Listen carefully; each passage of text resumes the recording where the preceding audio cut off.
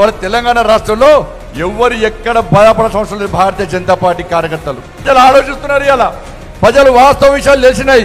6 గ్యారెంటీలు చెప్తే మేము కాంగ్రెస్ పార్టీకి ఓటేస్తాం, కానీ మా కోసం కొట్లాడింది భారతీయ జనతా పార్టీ కార్యకర్తలు. మా రుణమాఫీ కోసం కొట్లాడింది భారతీయ జనతా పార్టీ కార్యకర్తలు. టీఎస్పీఎస్సీ పేపర్ లీక్ అయితే అర్ధరాత్రి హైదరాబాద్ చౌరస్తాలో కొట్లాడి జైలుకు వేంది భారతీయ జనతా పార్టీ కార్యకర్తలు. పోడు భూముల సమస్య వస్తే ఎస్టీల కోసం కొట్లాడి 45 రోజుల పాటు జైలుకు వెంది భారతీయ జనతా పార్టీ కార్యకర్తలు. ఎస్సీ ఎస్టీ బీసీ అగ్రవర్ణాల్లో పేదల రిజర్వేషన్ కోసం కూడా మా కోసం కొట్లాడి జైలుకు వెయ్యి వాళ్ళ జీవితాలను సర్వనాశనం చేసుకున్న కార్యకర్తలు భారతీయ జనతా పార్టీ కార్యకర్తలు. కానీ పొరపాటు చేస్తాం, మేము పొరపాటు చేస్తామని చెప్పి ప్రజలు ఇప్పుడు భావిస్తున్నారు.